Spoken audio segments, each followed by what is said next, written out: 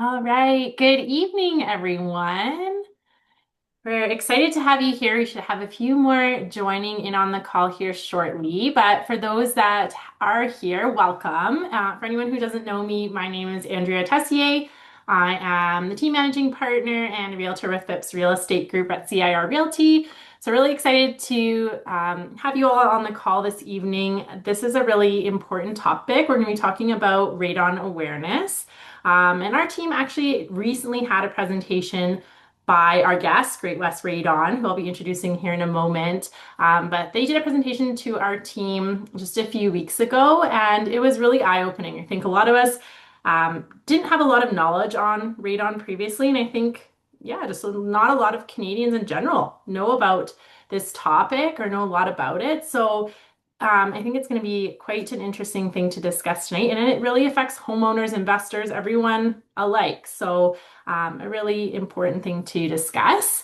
Um, Maybe we can start to. I see a few familiar names on the call, but if you could, maybe just in the chat, share where you're joining us from so that our guests can kind of see that. I know not everyone here is right in Alberta, although we are based out of here. We do work with lots of clients from out of province too. So if you could pop in the chat a quick hello, maybe, and just where you're joining from, that would be great for us to note and for our guests to note. And then I am going to introduce Dorothy and Jordan. So they are joining us here from Great West Radon, and they're going to be giving the presentation this evening and really talking about what is radon, um, how you can test for it, why it's important, and then potentially what can we do to remediate it if your levels are found to be quite high. So Dorothy and Jordan, I'm going to pass it off to you. If you have questions throughout the presentation, put them in the chat or just unmute yourself. We're kind of a small and intimate group this evening, so don't hesitate to just unmute and pop out questions as well. All right. Yes, thank you and welcome everybody. We are privileged to be able to share on this important topic and yeah, answer some questions. That's really what it is. We find a lot of people, yes, there's education for sure, and then a lot of people have questions. So we'll open up for questions and answers after and get an opportunity for you guys to ask. So can everybody see our screen here, our presentation? Looks good. Okay, awesome. Awesome. So my name is Jordan. I'm co-founder with my wife Dorothy here, but I am CNRPP certified in radon testing, measurement, I guess testing and measurement, mitigation. There's also controlling radon in new home construction, as well as I've got some experience in home inspection, water remediation as well. And my name is Dorothy. Jordan and I obviously work together, own the business together, and I'm certified in measurement. I actually was a teacher, 12 years teaching, so this is still part of my passion is educating people in a different way. I'm also on the CNRPP Real Estate Council, as well as the Canadian Association of Radon Scientists and Technologists Board of Directors. And here is our team. We've just did a little team picture here this past summer, so you can see the different team members there. Where we've got our location just started out this past. Sorry to interrupt, Jordan. I can see it just says to start your presentation now. I don't actually see that photo. Oh, just want to make sure that it's just on the page with Prezi, and then it says like it's showing start. Okay, let's see here. Let's share again here. Oh, yeah, maybe that's why. Let us know if this is the better one. Can you see us now on the There we go. Yeah, now we can see. Is it possible to zoom in? It's also kind of showing the windows all of a sudden of your search bar there as well. Oh, just to full screen it, Jordan. There we go. Perfect. Okay. That looks great. Oh, perfect. Jordan has one of these huge screens that's like 4 feet long, and I was like, I didn't begin to learn how to use this thing, but you see the pictures here? Yes, that looks great. Wonderful. So that's our group, and even from this summer when this picture was taken, we've already expanded as well. So it just goes to show the demand and people testing and mitigating. So just a couple of associations I want to mention right away. There is the CNRPP, that's the Canadian National Radon Proficiency Program. That is where Health Canada, BC Lung, Alberta Lung, a lot of well, anybody in the health authority in Canada will refer people like yourselves to see CNRPP people. And then there's also the Karst Association, and both of these, CNRPP is more the retail homeowners, whereas the Karst Association is more for government and building codes and that sort of thing. And why it matters is all of our staff are CNRPP certified, and we require specialized training. There's continuing education. We have to be insured and bonded to a certain dollar value. So there's a lot of things that are important with the CNRPP when it comes to radon testing and measurement.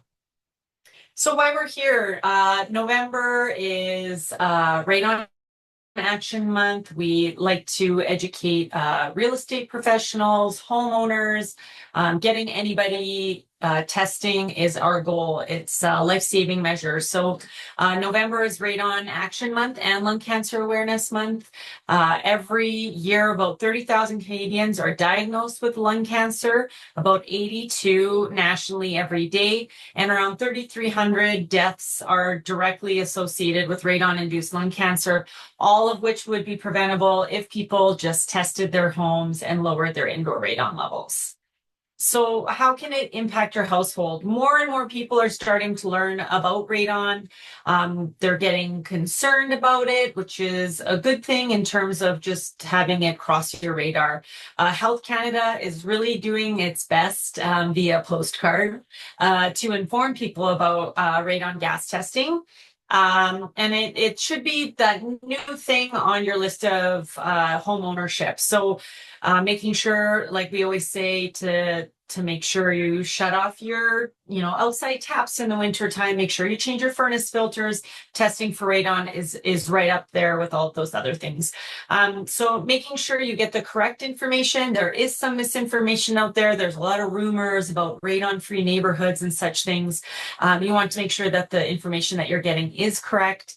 Getting your home tested the first winter after you move in, or if you've lived there for 20 years, then test as soon as possible. It's never too late to test your home for radon. And knowing that whatever radon levels you do find in your home, they are able to be reduced. So it is a solvable problem. And like we mentioned, using CNRPP professionals as a resource is your best bet to make sure that you're getting the proper service and information. So radon, in the simplest way to explain it, is a naturally occurring gas found from the breakdown of uranium in the ground underneath our homes. And so uranium turns into the gas radon, where it's free to leave the soil, and therefore it's able to enter our homes through gaps, cracks, voids in the slab. The picture there on the right, you can see the sump opening, the cracks in the concrete slab. And it's really because of the pressure underneath the ground, underneath the home, that pushes the radon into the home. And the only way to find out if you have radon is to test for it. You can't sense it with human senses, as it is odorless, tasteless, colorless. And so here's just another picture of where it comes in. If you have a property outside of the city and you rely on a well for your domestic water, radon has been known to dissolve quite well into the water table around the house, and it can cause high levels inside as well. So in some cases, people want to test their well water for radon. So radon isn't anything that should devalue your home.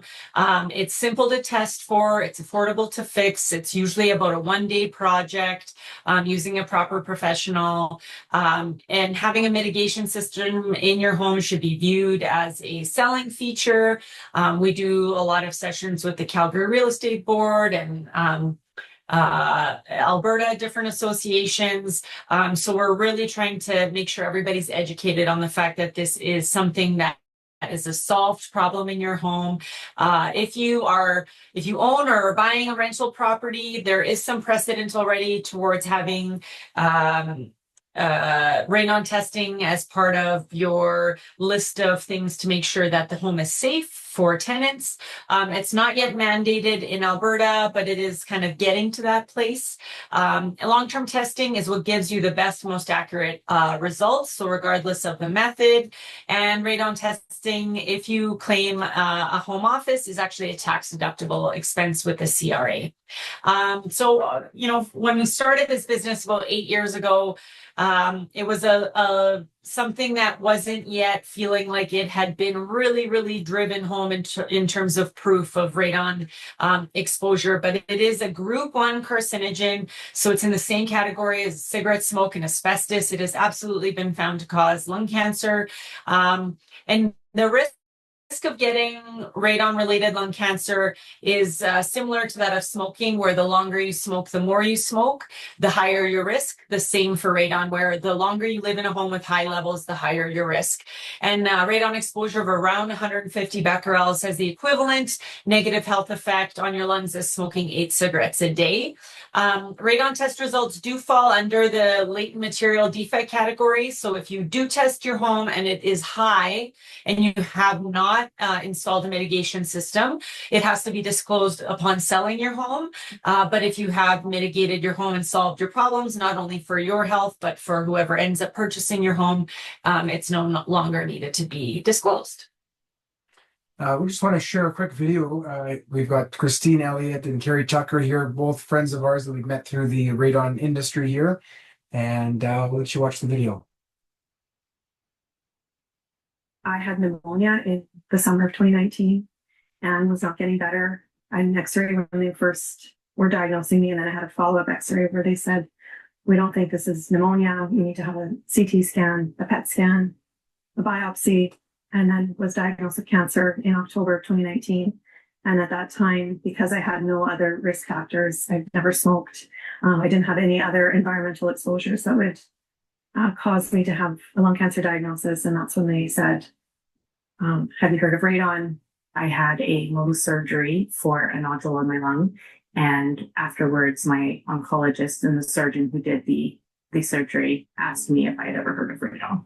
Radon is caused by the breakdown of uranium in the soil. And so in Saskatchewan, we have lots of uranium in our soil, obviously. And once it breaks down, radon gas is formed. And then it just seeps through the ground and gets into your home through any opening in your home. Radon is a odorless, colorless, tasteless gas that is completely undetectable. You need a test in order to know more about it. In Saskatchewan, it's estimated that 1 in 3 homes have high levels of radon, 1 in 4 in Saskatoon, and 1 in 2 in Regina. Worst phone call was when I found out I had to do chemotherapy, because that's when I thought, oh no, it's bad, it's spread. And I was just more scared of it being worse than we thought. And I couldn't promise my kids then that I was going to be okay. Rod, my stepdad, was diagnosed when he was 57. And within 2 months of his diagnosis, he passed away from lung cancer. That period of time was very confusing for everyone. He lived a very healthy life. 5 years later, I was diagnosed. And that's when I connected the dots that it was the same home that we both lived in. Meeting Carrie was really exciting because cancer is really isolating. So when you meet another person who's been through what you've been through, you just feel thrilled. You know, you're just excited. Not that unfortunately Carrie went through that, but that I have this person who knows exactly how I feel. The one day we were in Edmonton shooting for the Tackle Radon campaign, and it was fantastic. We were with all the CFL players that are part of the campaign and everybody from Sask, and it was all very exciting. The best part of that day was sitting in the corner with Christine going, did you have this? And how about this? And how did you handle that? And just the camaraderie of knowing someone who's been through it. I had finished my last chemotherapy treatment and had my first follow-up scan, and then got the call that it was all clear. And I was at that point considered cancer-free. It was great. I grabbed a whiteboard and made a hangman thing that said Mom is cancer-free. I figured it out really quick, and it was very exciting.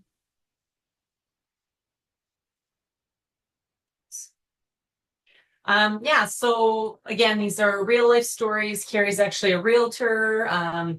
in Saskatoon, and we've come to know these ladies. Christine Elliott just had a baby, which is something that that she thought that would never happen for her. So just the importance of catching things before they get to a place, and that's the harm in radon gas, is that there is not a lot of symptoms in terms of what leads up to the symptoms that do happen do end up being lung cancer symptoms. So that's why prevention and intervention is so important. So breathing in radon causes cellular level damage. And as that damage happens, one of two things can happen. Either the cell dies, which is actually the best case scenario, but the alternative is that the cell actually mutates into a cancer cell. And that's where the risk is that prolonged exposure and the prolonged mutations are what ends up causing that lung cancer risk.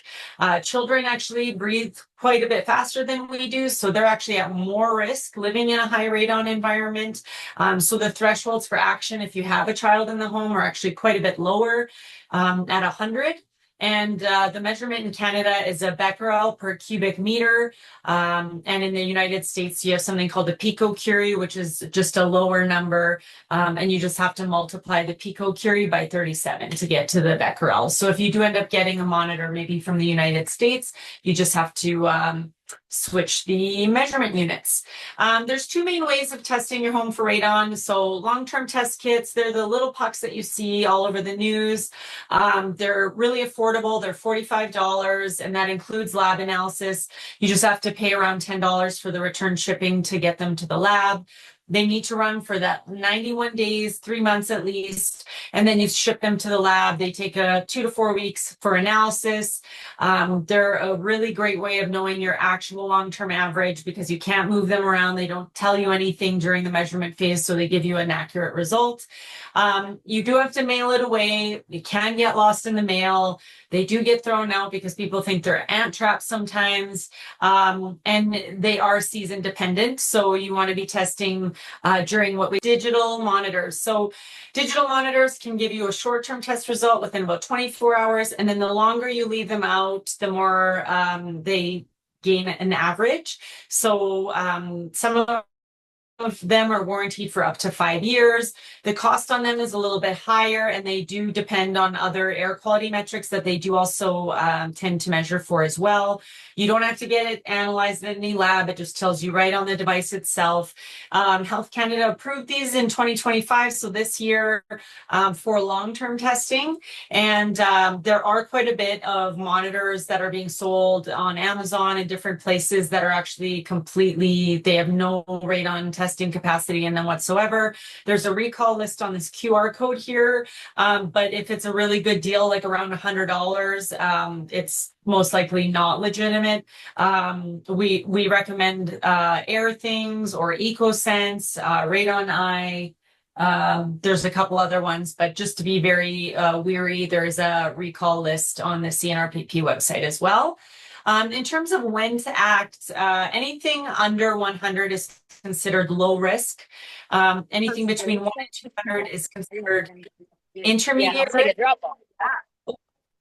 And anything over 200 is considered high risk and should be mitigated.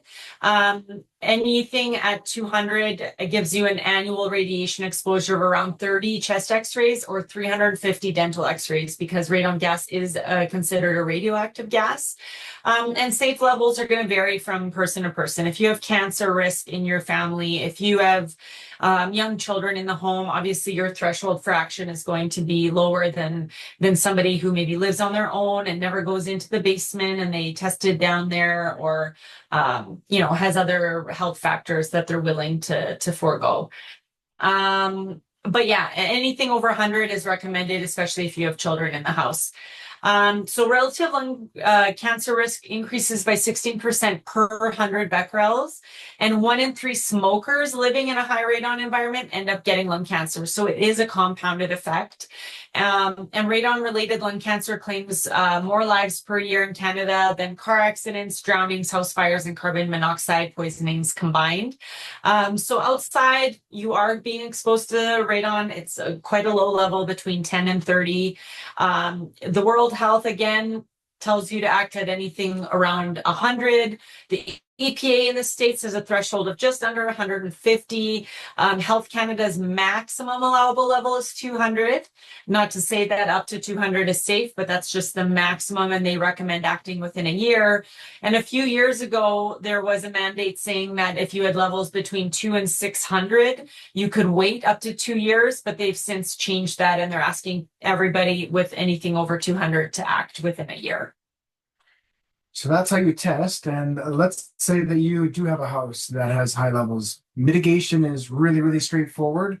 It is effective at reducing the indoor levels by up to 95%. So this is, like Dorothy had said, a very solvable problem, and is generally completed in 1 day with 2 people, anywhere from usually about 5 to 7 hour days, sometimes a little bit quicker if it's a newer build.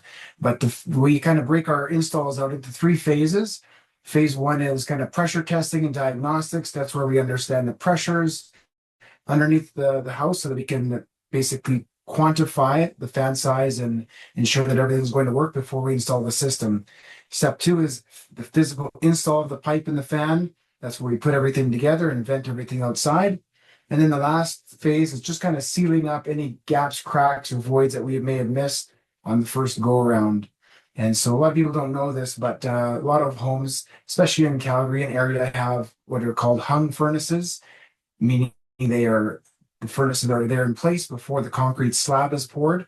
And then after, once the concrete gets poured, there's a void in the concrete underneath the furnace. So the actual furnace acts like a mitigation suction system and pulls the radon out and distributes it not outside, but through the heat registers in your home.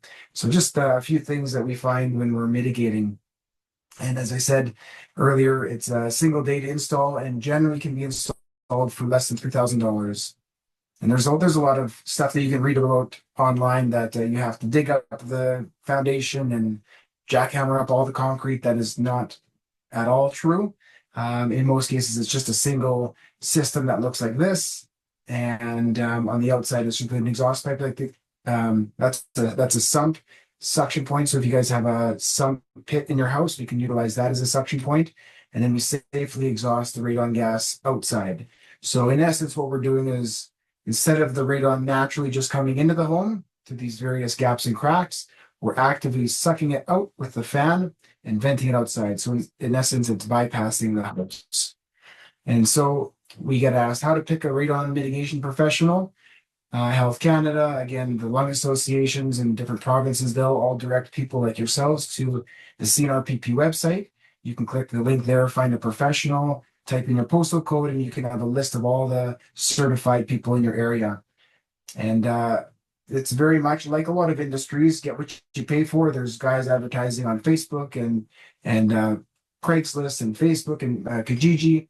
And so you definitely get what you pay for. You know, these are just some homes that we've encountered or home inspectors have encountered here in Calgary. Either it's do-it-yourself or in some cases non-certified quote-unquote professionals. And so just some pretty scary stuff. So, you know, $3,000 towards one of those guys, and then to fix it, you end up being more money. So pick the right person the first time is kind of a little piece of advice. But as I mentioned, 90 to 95% radon reduction by having an active mitigation system. Homes built after 2015, prior to 2015, anywhere usually 2,000, 3,000, depending on where you are. If the home is built after 2015, it has what's called a radon rough-in pipe. I think there's a slide coming up there that shows that. And we can generally install those for a little bit cheaper.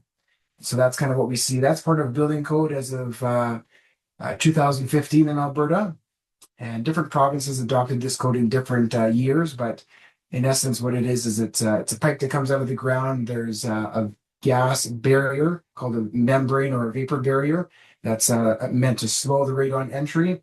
But even the homes that have all these codes in place to prevent radon from coming in end up being the highest homes that we've mitigated, just because the more insulated, the more sealed the house, the more this gas gets trapped. So if you are having a new home, it's important to have proper ventilation, and even ventilation doesn't get rid of it, but it can help.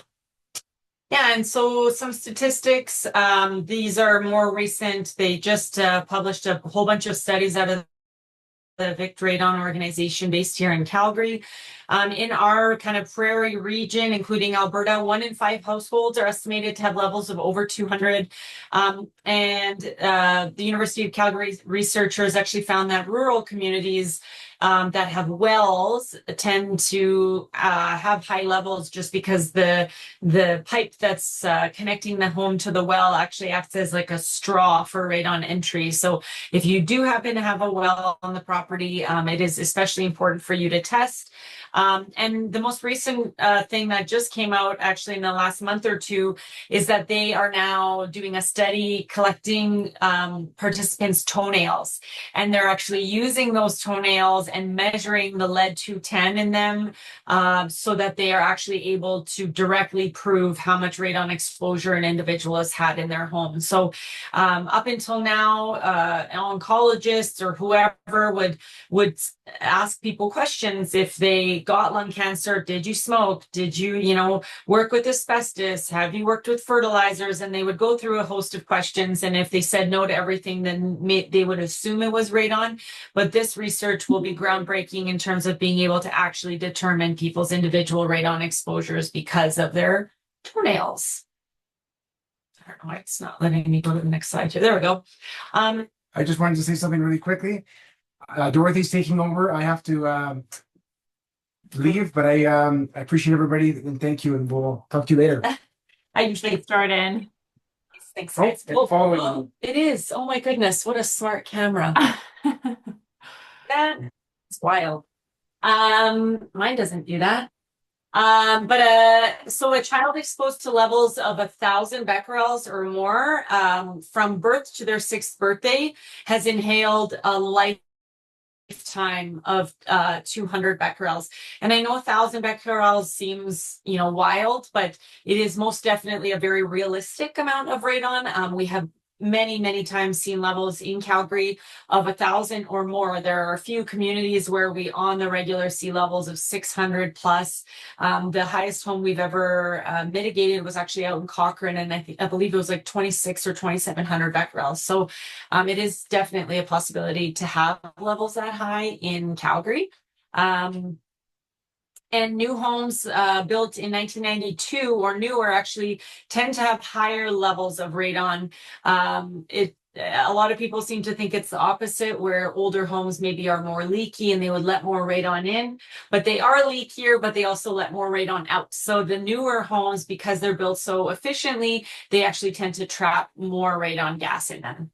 And then, like I mentioned earlier, your overall, not your overall, but your relative risk from radon exposure goes up by about 16% per 100 becquerels.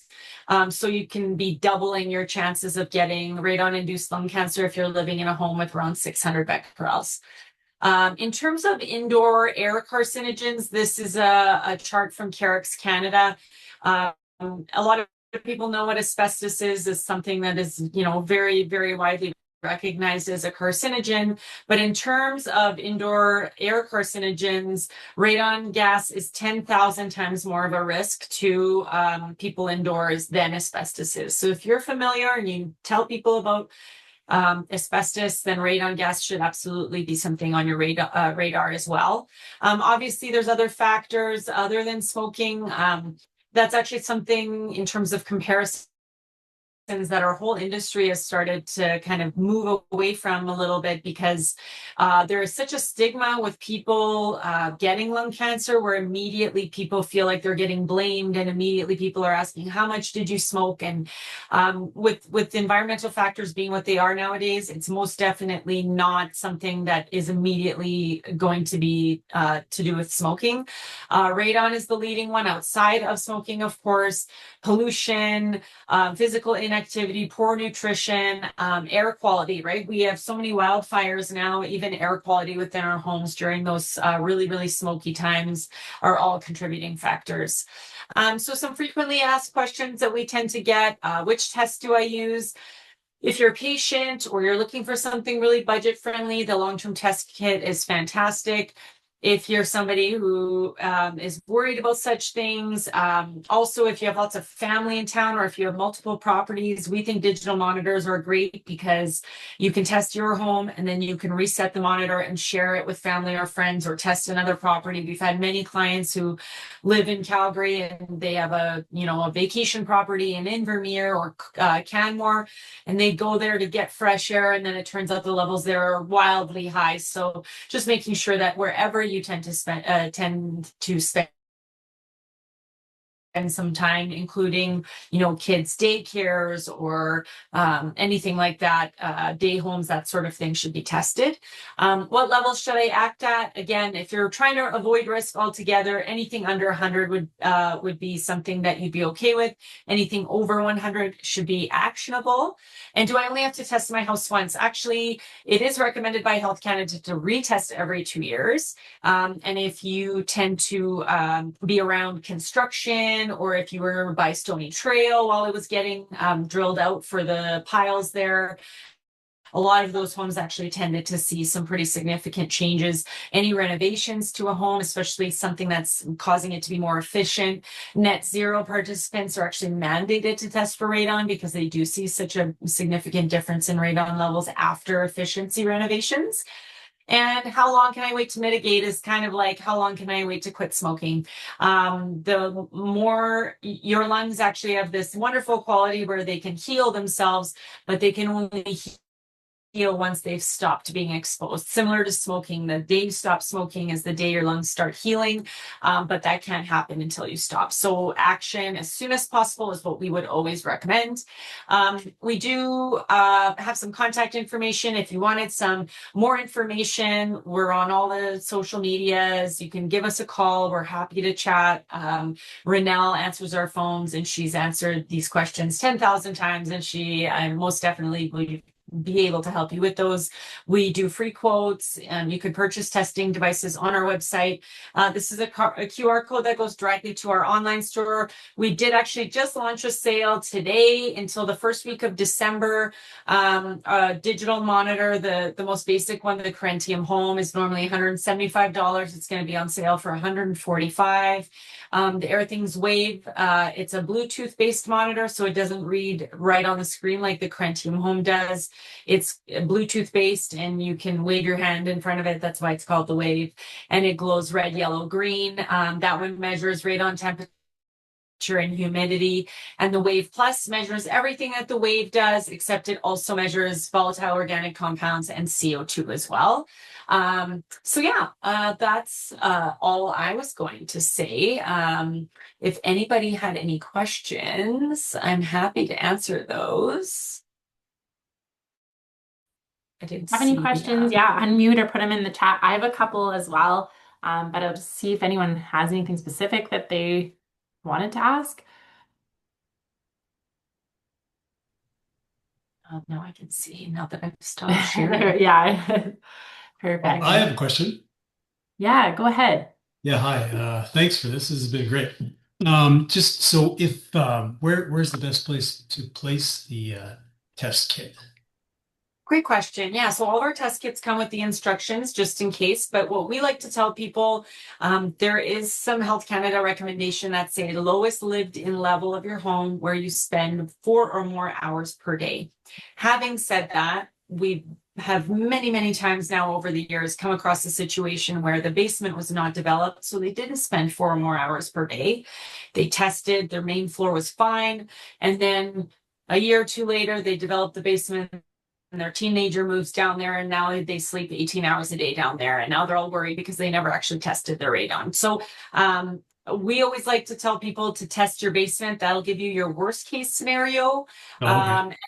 And then if you have no prospects of ever testing your home and you never spend a waking moment down there, then maybe don't worry about it. But we like to tell people to keep in mind a breathing zone. So if you have a basement nightstand or maybe a gym, there's an advocate out of Saskatoon doing that. She had her home gym in a space that had like this plumbing access cover, and they actually ended up testing that right by that plumbing access cover, and there was like thousands of becquerels of radon coming out of there, and that's where she worked out every day. And she actually just recently passed away from lung cancer. So making sure that if you are working out in your basement, 100% test your gym. If you're sleeping in the basement, 100%. If you have a home office, I know a lot of people ended up transitioning to working from home. So making sure you're testing those areas is important. No, thank you so much. What about so another question, and you might have answered this already, but the digital test kits versus the smaller ones, is there one better than, are they the same? Are they just as good, or which is one better than the other? Yeah, the reason Health Canada didn't recommend digital monitors right away was just because of their cost, right? Like you can't endorse something that's triple the cost of what Right. everybody could have access to. If you're using it properly, if you're the harm in digital monitors is that they give you a number right away, and then people get all trigger happy and they're like moving it up here and then downstairs, and they're moving it like every 3 days, and they're not resetting it between measurements, and then all those measurements are getting all muddled together, and then they're no longer helpful or accurate. So what we like to tell people is as long as your mental health allows, because sometimes you turn on this thing and it tells you 1,000 becquerels, and you try telling somebody to wait 90 days, but we try to tell people wait at least 30 days.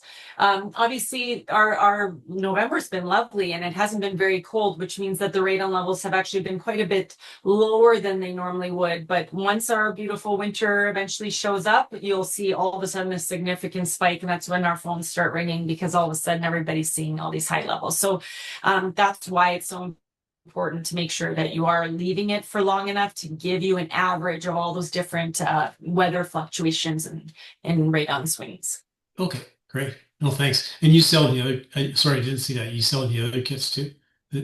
Yes, we sell the long-term test kits on our website. It's all free shipping and gets directly to your home.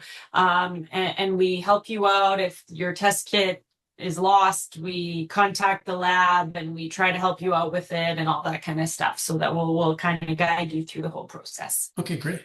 Thanks so much. You bet. Dorothy, for anyone that's not in Alberta, I know there's a few people in BC. What would be your recommendation there? Do you have someone that you could refer that would potentially do mitigation or remediation if they needed, or what does that look like? Well, we are opening in BC in January, which is very Okay. exciting, but we're kind of going to be like Okanagan, kind of Kelowna area.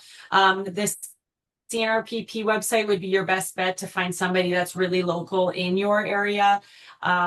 There is a rumor that like Vancouver has no radon, and I've heard it so many times. It's not true. So in case you have heard that, that is completely untrue. Maybe the difference being is that there is a lot of condos in Vancouver. Condo buildings tend to not have as much of a radon problem because they all have parkades, and the parkades have the HVAC systems that are going to be venting out a majority of the carbon monoxide that comes from the cars.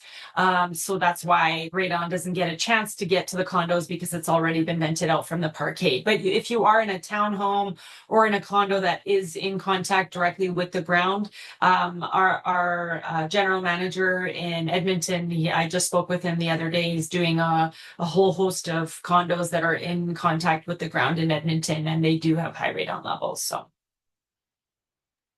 Okay, great. That's good to note for sure. And then are there any places that I guess you find that levels are disproportionately high, or different communities? Like you probably hear that. So what should people keep in mind with that? Like, what if my neighbor has high levels? Does that mean I absolutely am going to have high levels? No, and the opposite is true as well. So your neighbor's levels could be like 40, and then yours could be 800. So it's very, very home dependent. And Health Canada keeps telling people individual homes have to test.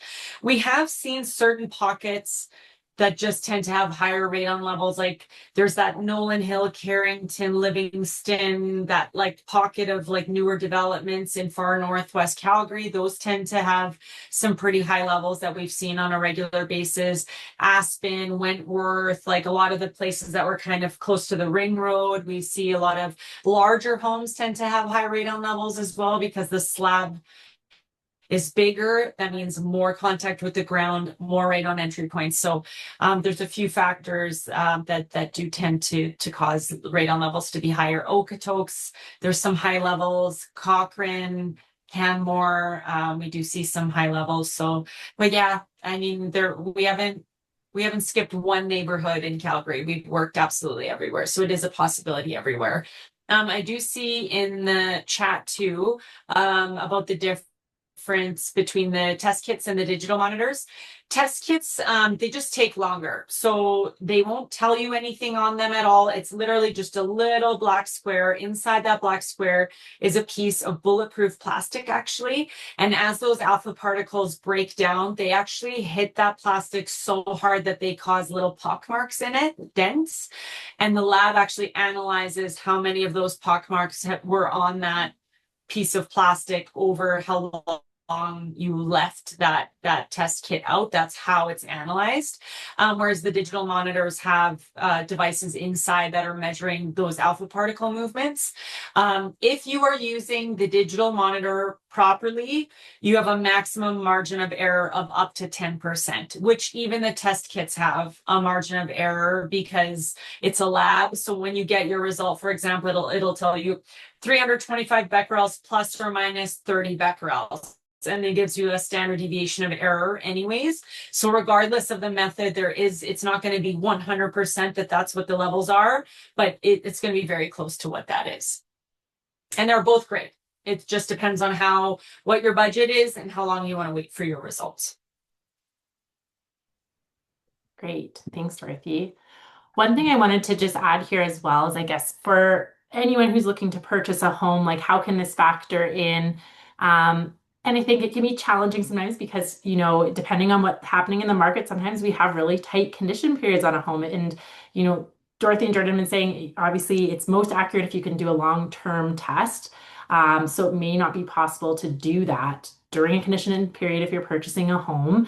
But I think the positive note is that it is possible to mitigate and remediate for, I think, like a fairly reasonable cost if you are finding that. But I don't know, Dorothy, if you have anything to add to that, like if someone was really concerned about it, is there something that they could do during a condition period potentially to get an idea of what that could look like?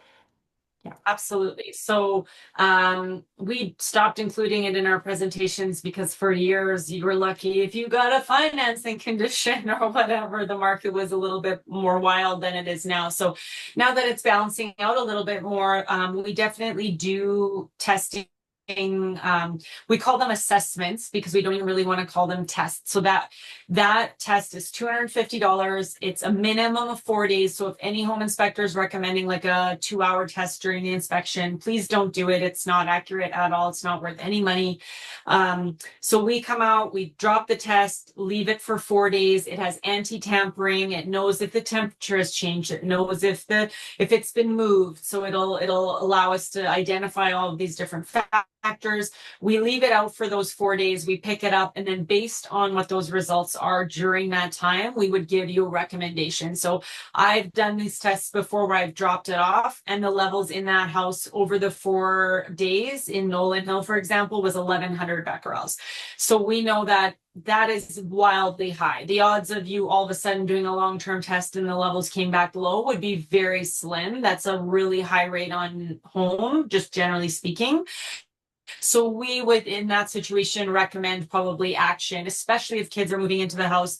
We would probably recommend, like, yeah, you could test, but the odds of it being under 200 all of a sudden would probably be very slim. But if we do, let's say in the summertime, do a test and the levels are already getting kind of high, like even if they're under 200, but if it's under 200 in the summertime, and just barely, we would say, okay, like it's already actually getting pretty close to 200 in the summer. So in the winter, this would only get worse. And then we would kind of walk you through what the weather and temperature and all these different factors had on your test during those 4 days. But like I said, we always recommend long-term testing anyways.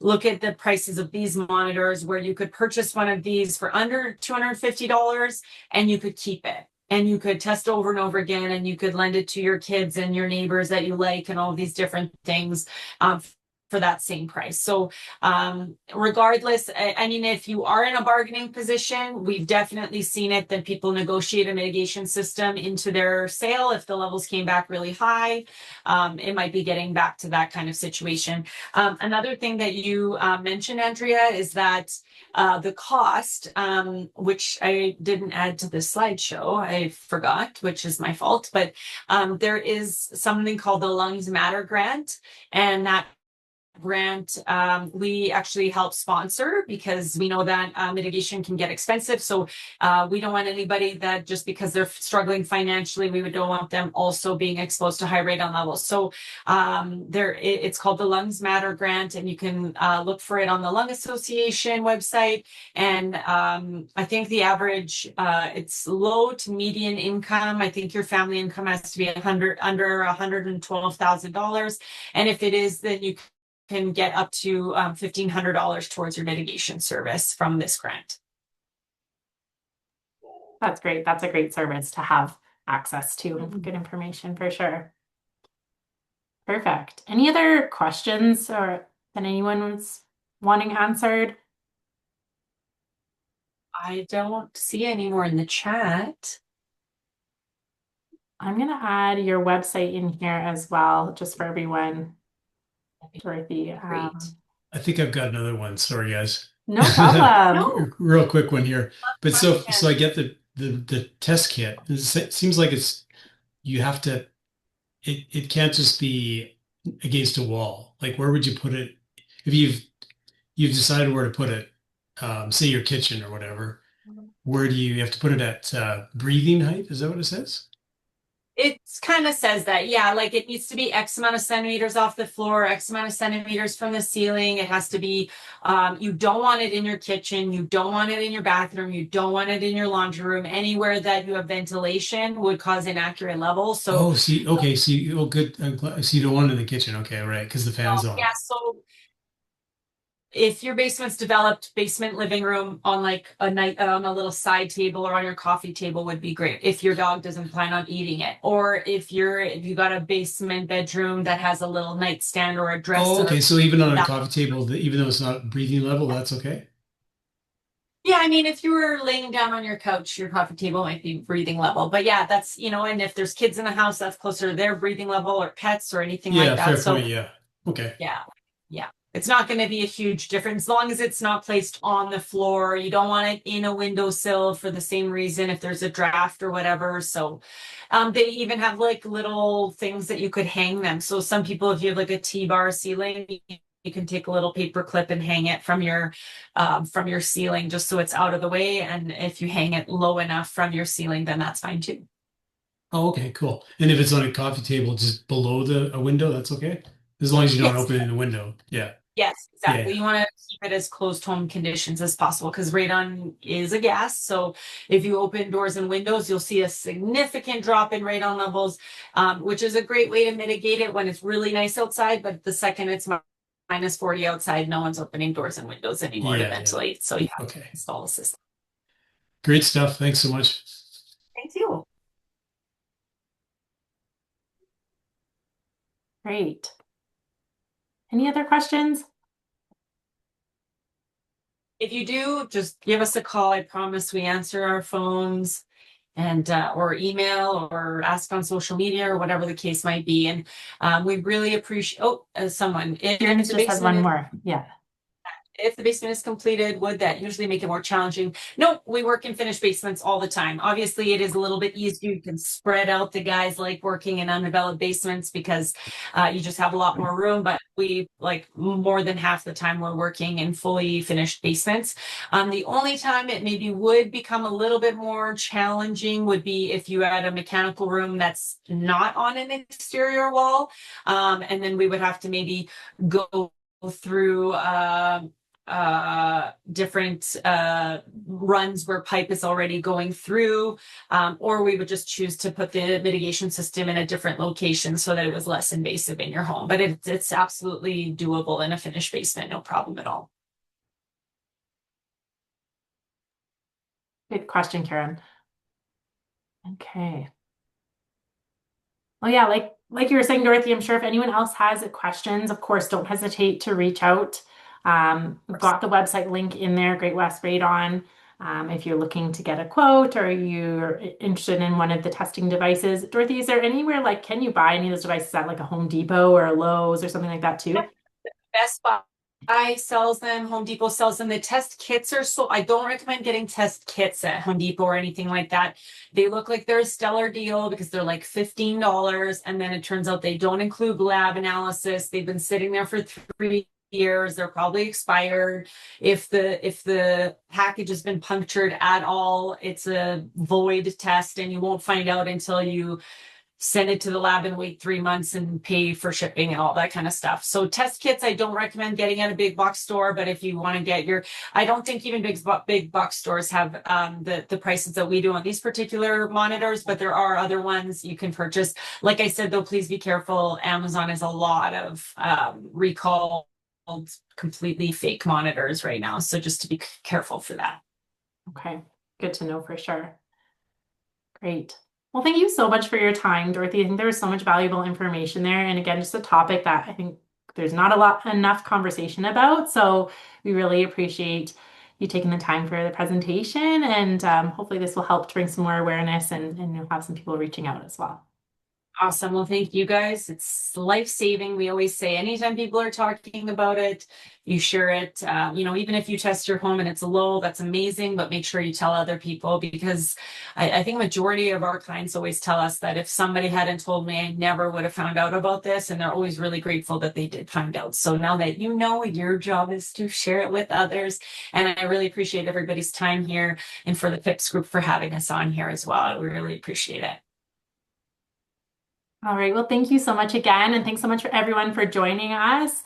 And we'll see you hopefully on the next Real Estate Social. We will have the recording up on our YouTube channel as well in probably the next week. So if you want to come back and look at it, the presentation or any of the other information, it will be available there. Awesome. Great. Yeah. Thanks so much. Thanks a lot. It was great. Thank you. Have a good night, everyone.